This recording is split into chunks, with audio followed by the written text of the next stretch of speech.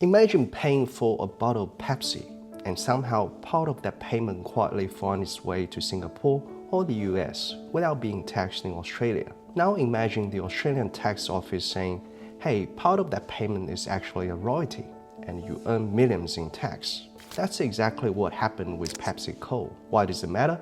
Because this case affects every multinational selling branded products in Australia, from soft drinks to technological software to fast food. Let's first look at some examples on how global giants avoid royalty tax. Take Coca-Cola for example. Coca-Cola licensed its brand and secret formula to overseas bottlers, especially in Ireland and Brazil. Instead of charging high royalties back to the US parent, Coca-Cola allowed foreign bottlers to keep most of the profits, while the US parent reported much lower income. The US Internal Revenue Service said Coca-Cola shifted profits to overseas using transfer pricing and hit Coca-Cola with $3.3 billion in tax liabilities. Starbucks is another example. Starbucks embedded IP value into the cost of green beans purchased via the Netherlands. Starbucks structured its European operations so that a Dutch roasting company paid large royalties to a UK affiliate for coffee know-how. These royalties dramatically reduced the taxable profits in the Netherlands. The idea is that the Starbucks charged itself a coffee wisdom fee so high that the cafe never made profit. The EU Commissioner considered the royalty structure was artificial and that Netherlands gave Starbucks an unlawful tax advantage. However, EU court in 2019 said the Commission failed to prove the pricing was clearly wrong, so Starbucks avoided paying any penalty. Apple, on the other hand, routed massive profits through Irish subsidiaries with stateless entities with minimum employees and with no meaningful tax residence. It's like profits parked in a ghost house, legally existing, but no one lives there. EU Commissioner said Ireland gave Apple illegal state aid, and Apple should repay a whopping €13 billion in unpaid taxes. EU's highest court sided with EU Commissioner's finding in 2024 after years of appeal. Google booked advertising revenue offshore, while sales activity occurred locally. The structure avoided permanent establishment and local tax. Google eventually paid hundreds of millions in settling legal proceedings in the UK and Australia. Now it's Pepsi's turn. In this video, we will unpack Commissioner of Taxation and PepsiCo, review the sophisticated tax structure behind this case, and explain how multinational corporations legally minimize tax around the world, and where that strategy breaks down. We will also explore why Pepsi's High Court win is uniquely hard to copy, and what the Commissioner of Taxation miscalculated in this battle.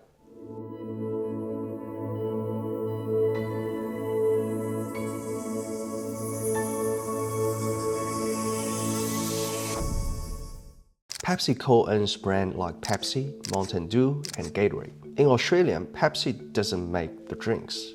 Instead, it licenses its brand to Schweppes Australia under a so-called exclusive bottling agreement, so that Schweppes Australia has the exclusive right to bottle, sell, and distribute the branded drinks and Pepsi's trademarks. In return, Schweppes Australia must comply with all manufacturing and quality control requirements of Pepsi and must promote its branding. Why does it matter? Because royalties paid to foreign companies for the use of intellectual property are taxed in Australia under Section 128B of the Income Tax Assessment Act. But payments for goods, like concentrate, are not. So if you can call everything a goods payment, you avoid withholding tax. But here's the twist. PepsiCo didn't charge any royalty fee for the right to use its brands. Instead, PepsiCo designed a system where Schweppes Australia bought concentrate, the syrup used to make the drinks, from an Australian Pepsi-related company called Pepsi Beverage Singapore Pty Limited. Schweppes Australia paid Pepsi Beverage Singapore for the concentrate, but nothing for the trademarks. This Pepsi model is used globally and has worked for decades because, firstly, royalties are hard to detect when bundled into product prices. Governments expect the royalties to be clearly listed, but multinationals know they can bury royalties inside inflated prices for concentrate, technology components, production inputs, management fees, or support services. If you don't list the royalty, there is no withholding tax. There is no foreign income tax credit problem. Secondly, it looks like a normal commercial deal. On paper, Pepsi Beverage Singapore sells concentrate to Schweppes, Schweppes pay Pepsi Beverage Singapore. Pepsi Beverage Singapore pays a foreign Pepsi affiliate. To tax authorities, this looks like an ordinary supply chain. Governments focus on labeled royalties. Companies know unlabeled, embedded payments are harder to attack.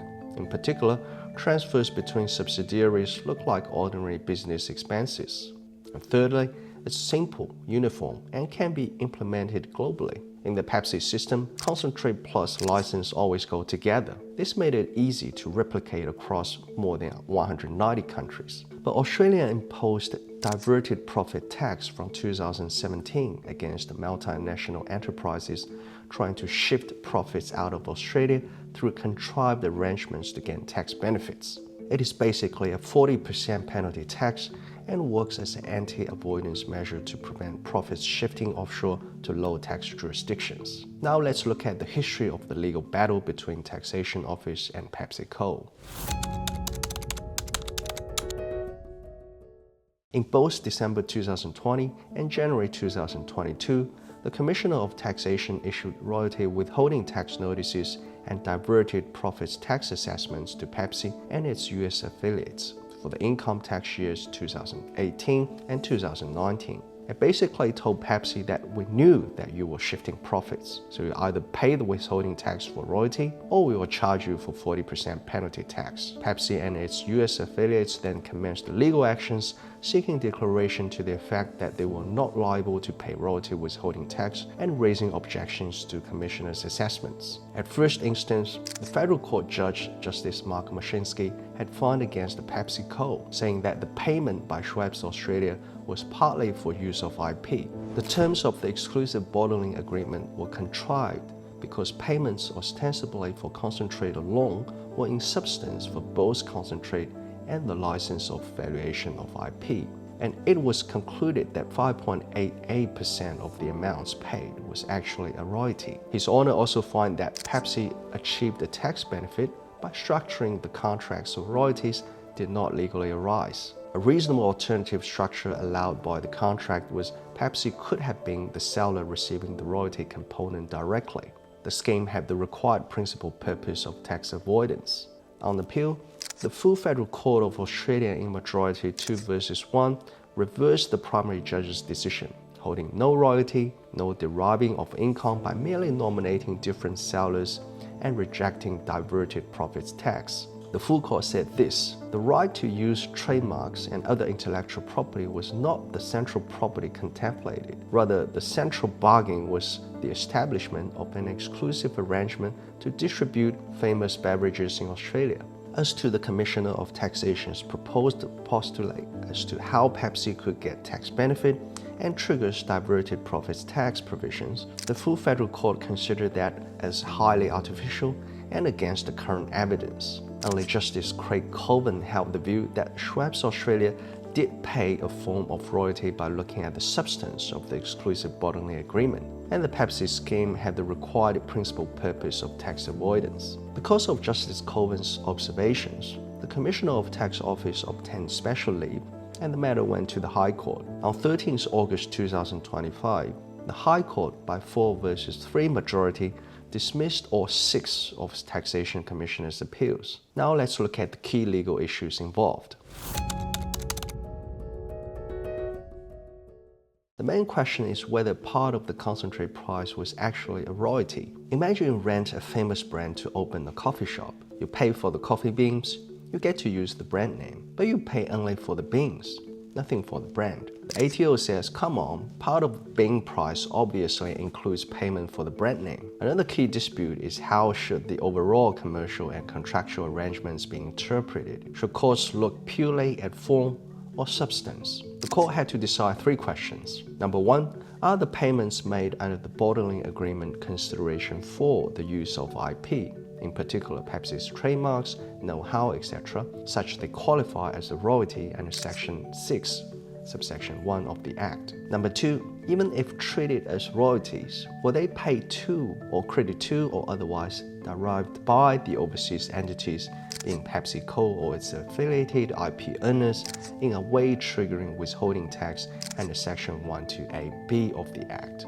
Number 3, in the alternative, Did the arrangements amount to a scheme giving PepsiCo a tax benefit? And was one of the principal purpose of the scheme to obtain that tax benefit, which triggered diverted profits tax provisions? Now let's look at what are the parties' arguments.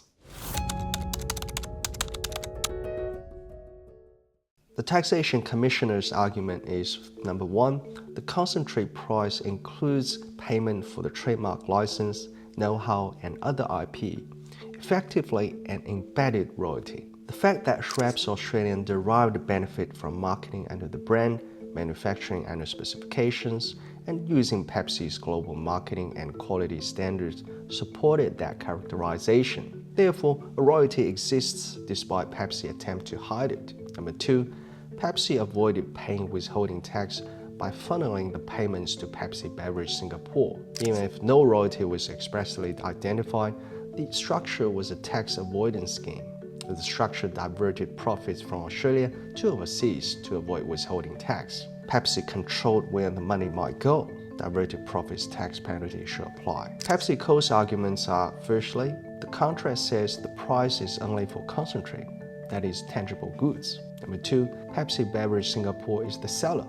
PepsiCo never received the money. Number three, there was no realistic alternative postulate. The hypothetical royalty agreement proposed by the Commissioner was commercially unrealistic.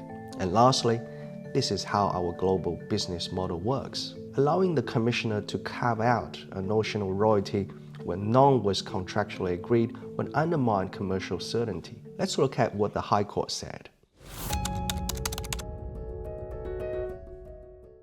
As to the issue concerning royalty withholding tax, the majority held that the payments were for concentrate only. There was no component that constituted consideration for use of IP. The price for the sale of concentrate is negotiable and negotiated at arm's length. The exclusive license for bottling itself doesn't contain any rights of ownership in IP or goodwill. Rather, the license only granted the rights of exploitation of the IP in Australia. Further, the IP license was part of a broader integrated commercial arrangement that involves interlocking series of exchange of promises that cannot be subdivided. You cannot say that under the contract price, part payment was for concentrate and part payment was for IP. Whether the price set to be allocated to the concentrate is artificially inflated or disproportionately high as purported by the Commissioner of Taxation is not the point, because that's a subjective inquiry into contractual parties' intention, not an objective characterization. As to the issue concerning income derived, the High Court reached unanimous conclusion that at no point did Pepsi have title to the concentrate. The payments were made to a Singapore group affiliate, but structured by an Australian resident company, and payments were not paid or credited to or derived by the foreign IP earning entities under Section 128B. So withholding tax did not apply. Now, on the first two main issues, the High Court judges reached the same conclusion. It is the last issue concerning diverted profits tax that split the court into 4 against 3. Chief Justice 𝐀𝐨H, Justice Jager, and Justice Beach-Jones noted that taxpayer bears the onus of proving that the assessment of Commissioner of Taxation is excessive, and concluded that Pepsi obtained a tax benefit because what might reasonably be expected to have happened for a Pepsi scheme is that it would achieve a substantial reduction in US tax. On the other hand, Justice Gordon, Justice 𝗷cie𝗶ဖိ, Justice Stewart, and Justice 𝐀𝐨𝐵H held different views and considered that the Commissioner misconceived the economic and commercial substance for the Pepsi scheme.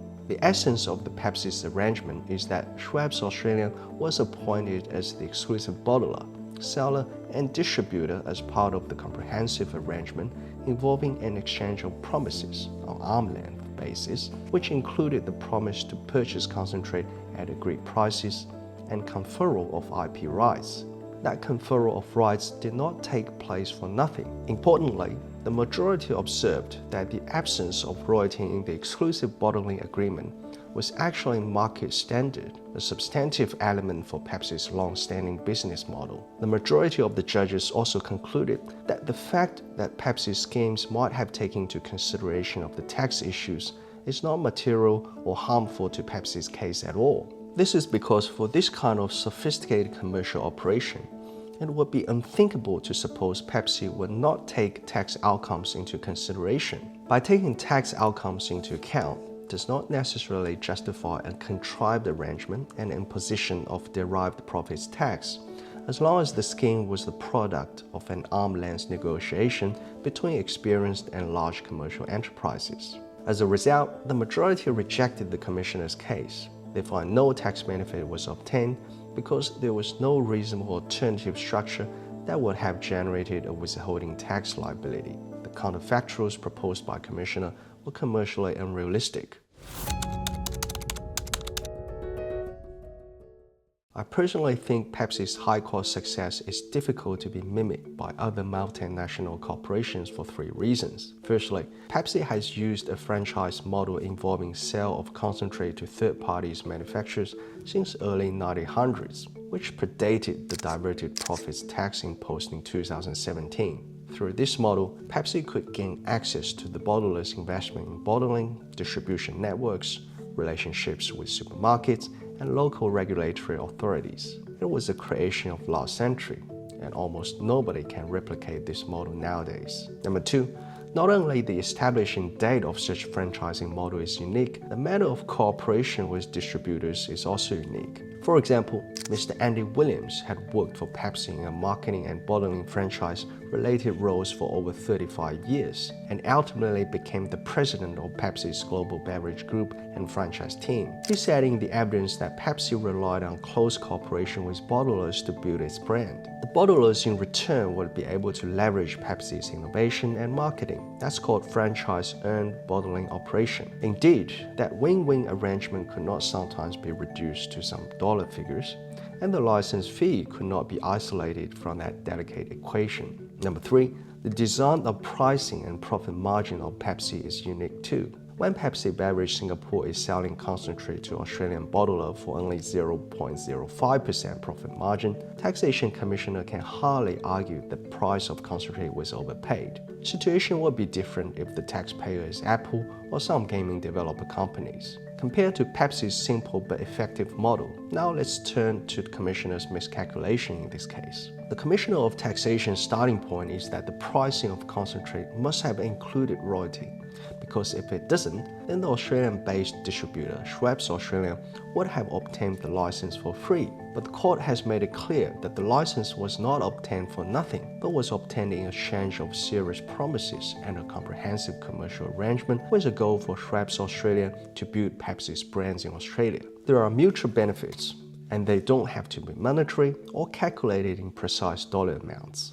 The Commissioner of Taxation unfortunately put itself in a difficult position that it had to develop some postulates which will inevitably involve complex discussions and conflict with the simplicity of the Pepsi's pricing model operated for decades. The Commissioner had also to ask the court to look outside the terms of Pepsi's arrangements and transactions involved where there is no reason for court to do so. Such miscalculation itself is hard to replicate, and may not be miscalculations if the taxpayer is somebody other than Pepsi.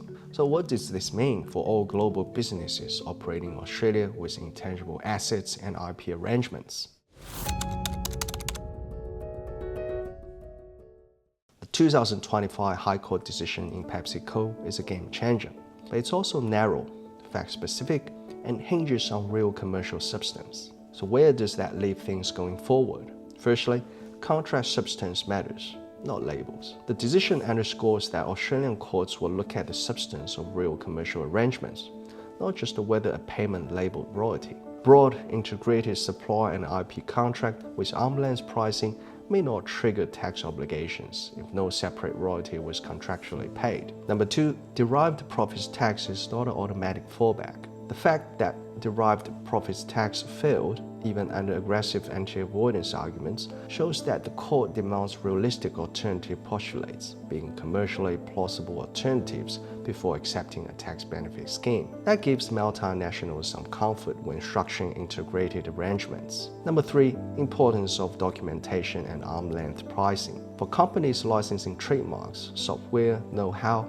or selling bundled goods plus IP, the ruling offers guidance. If pricing is at arm's length and contracts are properly documented, commercial structure may withstand scrutiny. Global groups should ensure their contracts clearly allocate value, maintain commercial substance, document why prices are as they are, and avoid artificial inflating or splitting payments to make hidden royalty components. Number 4.